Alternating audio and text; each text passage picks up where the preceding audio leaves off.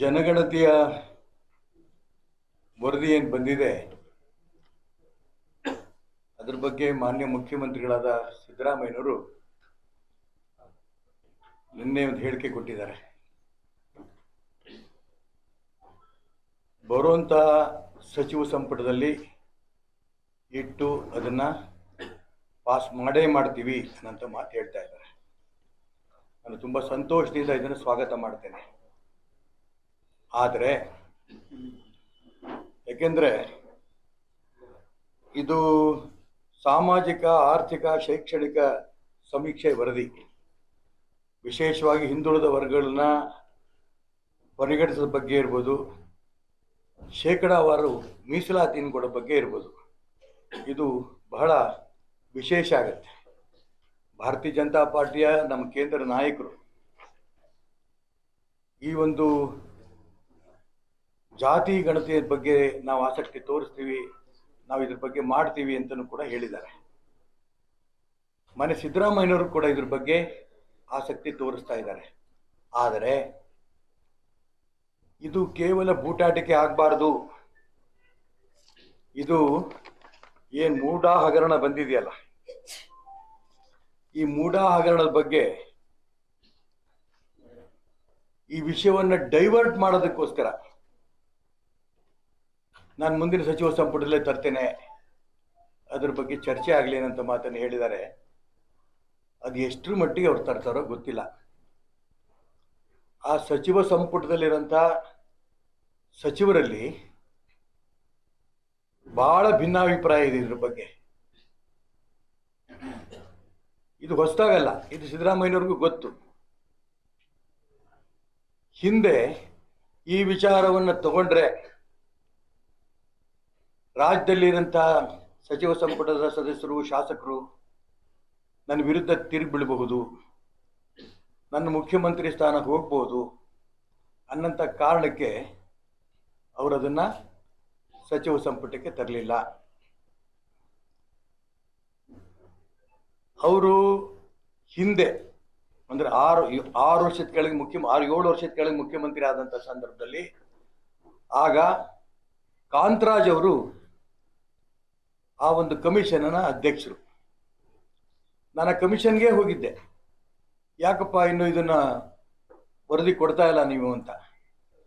ಕಾಂತರಾಜ್ ಹೇಳಿದ್ರು, ಮುಖ್ಯಮಂತ್ರಿ ಯಾವತ್ತು ಹೇಳ್ತಾರೋ ಅವತ್ತು ನಾವು ಕೊಡ್ತೇವೆ, ವರದಿ ತಯಾರಿದೆ, ಈ ಮಾತನ್ನು ಹೇಳಿದ್ರು.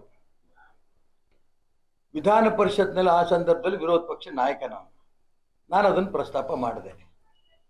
ಆಂಜನೇಯ ಸಮಾಜ ಕಲ್ಯಾಣ ಸಚಿವರು ಆಗ ಇಲ್ಲ, ಈ ಸರ್ಕಾರ ಮುಗಿಯೋದ್ರೊಳಗೆ ಅಂದ್ರೆ ಆ ಸಂದರ್ಭದಲ್ಲಿ ನಾವು ಖಂಡಿತ ಇದನ್ನ ಜಾರಿಗೆ ತರ್ತೇವೆ, ಈ ಮಾತು ಹೇಳಿದ್ರು.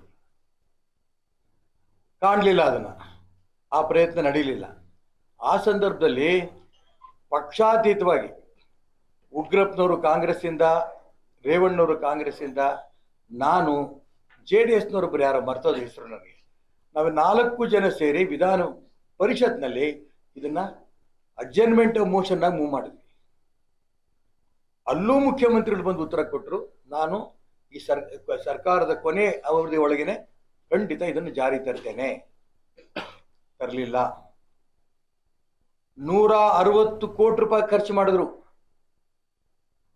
ಇಡೀ ಕರ್ನಾಟಕ ರಾಜ್ಯದಲ್ಲಿರಂತ ಸುಮಾರು 6 ಲಕ್ಷ ಜನರ ಸಮೀಕ್ಷೆ ಆಗಿದೆ. ಸುಮಾರು 30 ರಿಂದ 40 ಲಕ್ಷ ಮನೇಲಿ ಸಿಗ್ಲಿಲ್ವೋ, ಬೇರೆ ಬೇರೆ ಕಾರಣಕ್ಕೆ ಸಮೀಕ್ಷೆ ಆಗಿಲ್ಲ. ಆದ್ರೆ 5 ವರ್ಷ ಪೂರ್ಣ ಇದನ್ನ ತರೋ ದಿಕ್ಕಿನಲ್ಲಿ ಹಿಂದೆ ಮುಂದೆ ನೋಡ್ತಾ ಇದ್ರು. ಕೊನೆಗೆ ಕಾಂತರಾಜ್ ಅವರು ನಾನು ಕೇಳಿದಂತ ಸಂದರ್ಭದಲ್ಲಿ ಇಲ್ಲ, ವರದಿ ನಾವು ಕೊಟ್ಟಿದ್ದೀವಿ ಅನ್ನೋ ಥರದಲ್ಲಿ ಮಾತಾಡಿದ್ರು. ಎಂತ ವರದಿ ಅದು? ಆಶ್ಚರ್ಯ ಆಗತ್ತೆ. ಸೆಕ್ರೆಟರಿ ಸಹಿ ಇಲ್ಲ, ರದ್ದಿ ಪೇಪರ್ ಹಾಕ್ಬೇಕು ಅದನ್ನ ಅಂತ ರಿಪೋರ್ಟ್ ಅದು. ಕೊನೆಗೆ ಭಾರತೀಯ ಜನತಾ ಪಾರ್ಟಿ ಸರ್ಕಾರ ಬಂದ ನಂತರ ಜಯಪ್ರಕಾಶ್ ಹೆಗ್ಡೆ ಅವ್ರನ್ನ ಆ ಸಮಿತಿಯ ಅಧ್ಯಕ್ಷರು ಮಾಡಿದ ನಂತರ ಅವ್ರು ಕೊನೆಗೆ ಎಲ್ಲಿ ಬಂತದು, ಆ ರಿಪೋರ್ಟೇ ಕಳೆದೋಗಿದೆ ಅಂತ ಬಂತು ಸುದ್ದಿ. ಕೊನೆಗೆ ಬೇರೆ ಬೇರೆ ಅಂಕಿ ಅಂಶಗಳೆಲ್ಲ ಸಂಗ್ರಹ ಮಾಡಿ ಹಿಂದೆ ಕಾಂತರಾಜ್ ರಿಪೋರ್ಟ್ ಏನಿದೆ ಅದ್ರ ಡೂಪ್ಲಿಕೇಟ್ ಕಾಪಿಗಳು ಫೈಲ್ ಎಲ್ಲ ಹುಡುಕಿ ತೆಗೆದು ಕೊನೆಗೆ ಅವರು ತಯಾರು ಮಾಡಿ ಮಾನ್ಯ ಮುಖ್ಯಮಂತ್ರಿ ಸಿದ್ದರಾಮಯ್ಯನವರು ಕೊಟ್ಟರು. ಸಿದ್ದರಾಮಯ್ಯನವರು ಅದನ್ನು ಜಾರಿ ತರದೆ 7 ತಿಂಗಳಾಯ್ತು ಅವ್ರ ಕೈಗೆ ಹೋಗಿ. ಈಗಾಗಲೇ ಫೆಬ್ರವರಿ ತಿಂಗಳಲ್ಲಿ ಹೋಗಿದೆ ಅವ್ರ ಕೈಗೆ. 29 ಅನ್ಕೊಂಡು 28 29 ಹೋಗಿದೆ.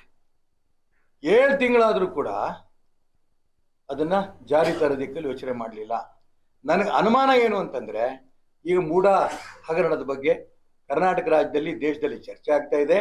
ನಾನು ಹಿಂದುಳಿದ ವರ್ಗದ ಚಾಂಪಿಯನ್ ಅಂತ ತೋರ್ಸೋದಕ್ಕೆ ಹೇಳಿಕೆ ಕೊಟ್ಟಿದ್ದಾರೆ. ಸಚಿವ ಸಂಪುಟದಲ್ಲಿ ಖಂಡಿತ ತರ್ತೀನಿ ಅಂತ ಹೇಳಿದ್ದಾರೆ. ನಾನು ಅದಕ್ಕೋಸ್ಕರ ಹೇಳ್ತಾ ಇದ್ದೀನಿ, ಇದು ಬಾಯಿ ಮಾತಿನ ಹೇಳಿಕೆ ಆಗಬಾರದು.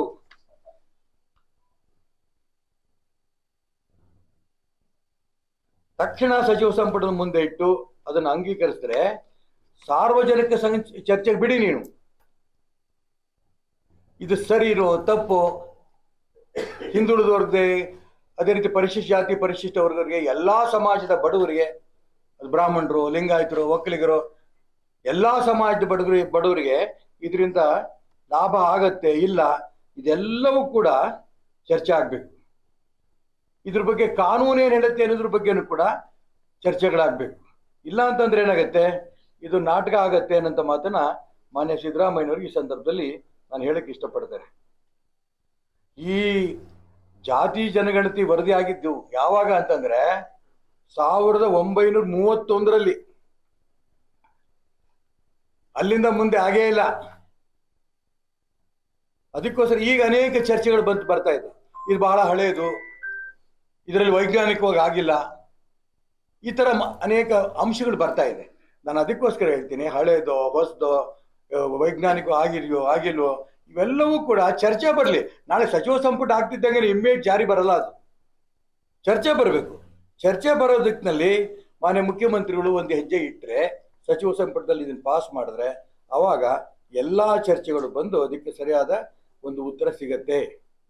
ಇಲ್ಲ ಅಂತಂದ್ರೆ ಮಾನ್ಯ ಮುಖ್ಯಮಂತ್ರಿಗಳು ಇದೊಂದು ತಮ್ಮ ಮೇಲಿರುವಂತಹ ಮೂಢ ಹಗರಣದ ಬಗ್ಗೆ ಡೈವರ್ಟ್ ಮಾಡೋಕ್ಕೆ ಸಬ್ಜೆಕ್ಟನ್ನ ಇದನ್ನ ಈ ಹೇಳಿಕೆ ಕೊಟ್ಟಿದ್ದಾರೆ ಅನ್ನೋಂಥ ಮಾತು ಬರುತ್ತೆ.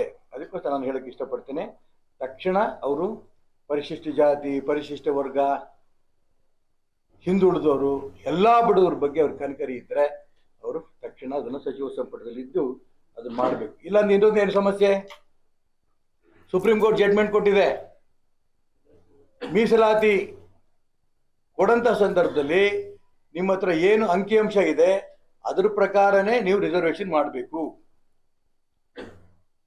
ಅದಕ್ಕೆ ಇವ್ರೇನು ಉತ್ತರ ಕಳಿಸಿದ್ರು, ನಮ್ಮ ಹತ್ರ ರಿಸರ್ವೇಶನ್ ಮಾಡೋ ದಿಕ್ಕಿನಲ್ಲಿ ನಮ್ಮ ಹತ್ರ ಅಂಕಿಅಂಶ ಇಲ್ಲ.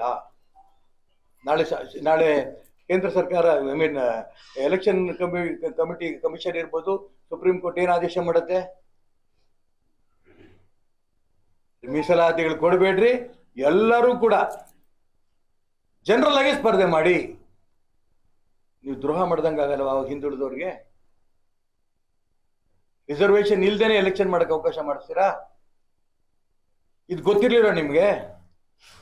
ನಿಮ್ಗೆ ಹಿಂದೆ ಮುಖ್ಯಮಂತ್ರಿ ನೀವು ಆಗಿದ್ದಂತ ಸಂದರ್ಭದಲ್ಲಿ ಸಮಾಜ ಕಲ್ಯಾಣ ಸಚಿವರಾಗಿ ಆಂಜನೇಯ ಇರಂತ ಸಂದರ್ಭದಲ್ಲೂ ನಿಮಗೆ ಗೊತ್ತಿದ್ದಲ್ಲೇ ಹೌಸಲ್ಲಿ ಪ್ರಾಮಿಸ್ ಮಾಡಿದ್ರಿ, ನಾವು ಖಂಡಿತ ಇದನ್ನ ರಿಪೋರ್ಟ್ ತಗೋತೀವಿ, ಕ್ಯಾಬಿನೆಟ್ ಇಟ್ಟು ಅದು ಪಾಸ್ ಮಾಡಿ ಜನಕ್ಕೆ ಚರ್ಚೆಗೆ ಬಿಡ್ತೀವಿ ಅಂತ. 7 ವರ್ಷ ಆಯ್ತು. ನಾನು ಅದಕ್ಕೋಸ್ಕರ ಇದು ನಾಟಕೀಯವಾಗಿ ನೀವು ಒಂದು ಹೇಳಿಕೆ ಕೊಡಬಾರ್ದು, ತಕ್ಷಣ ಈ ಬಗ್ಗೆ ನೀವು ಗಮನ ಕೊಡಬೇಕು, ಇದು ನನ್ನ ಒತ್ತಾಯ. ಕನ್ನಡಿಗರ ಮೆಚ್ಚಿನ ನಿಮ್ಮ ನ್ಯೂಸ್ 18 ಕನ್ನಡ ಈಗ ವಾಟ್ಸ್ಆಪ್ನಲ್ಲಿಯೂ ಲಭ್ಯ. ಕರ್ನಾಟಕ ಮತ್ತು ದೇಶ ವಿದೇಶದ 360 ಡಿಗ್ರಿ ಸುದ್ದಿ ವಿವರವನ್ನ ನೀವು ನಿಮ್ಮ ಕೈ ಬೆರಳುಗಳಲ್ಲಿಯೇ ಪಡೆಯೋದಿಕ್ಕೆ ಈ QR ಕೋಡ್ ಅನ್ನು ಸ್ಕ್ಯಾನ್ ಮಾಡಿ. ನಮ್ಮ ಚಾನೆಲ್ ಅನ್ನು ಫಾಲೋ ಮಾಡಿ, ನೋಟಿಫಿಕೇಶನ್ ಆನ್ ಮಾಡಿ.